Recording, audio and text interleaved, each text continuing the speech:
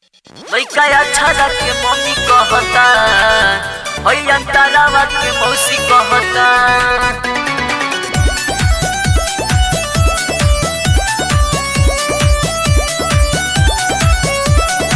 Music by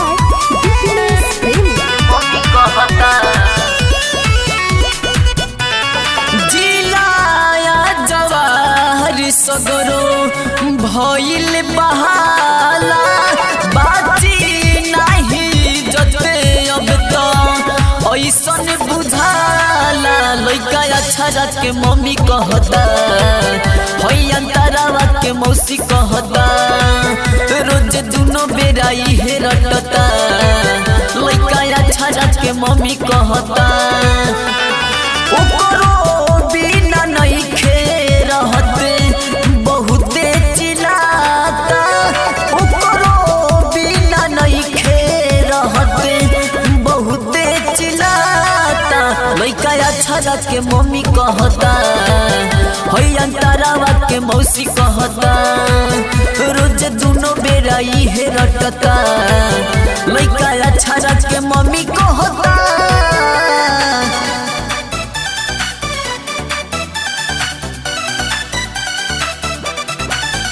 लइका अच्छा के मम्मी कहता हई अंतरावा के मौसी कहता।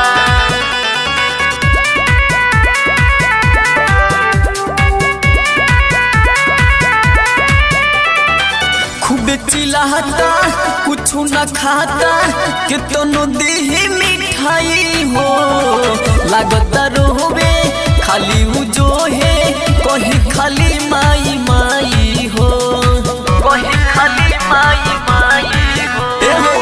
खूबे चिल्लाता कुछ न खाता कितनो देही मिठाई हो लागता रोवे खाली उजो है कहीं खाली माई माई हो।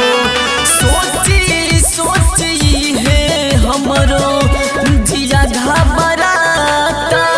सोची सोच बात है जिया घबराता।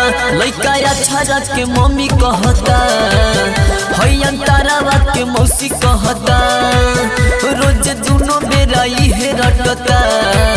लइका अच्छा के मम्मी कहता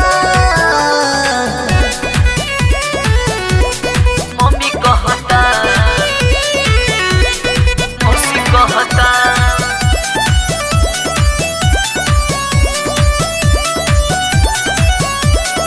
म्यूजिक बाय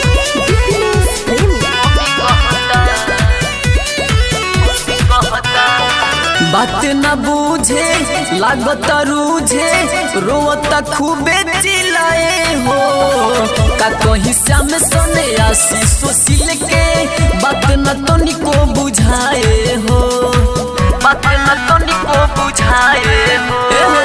बात न बूझे लागत रूझे रोता खूबे चिल्लाए हो का कहीं श्याम सने आसी बोलू के बात न तनिको बुझाए हो। के कारा से पूछी हमारे मन सारा माता के कारा से पूछी हमारे मन सारा माता। लइका अच्छा के मम्मी कहता हई अंतरावा के मौसी कहता रोज दुनो बेरा इहे रटता। लइका अच्छा के मम्मी कहता जा सारा इज्जत के नाश देलक।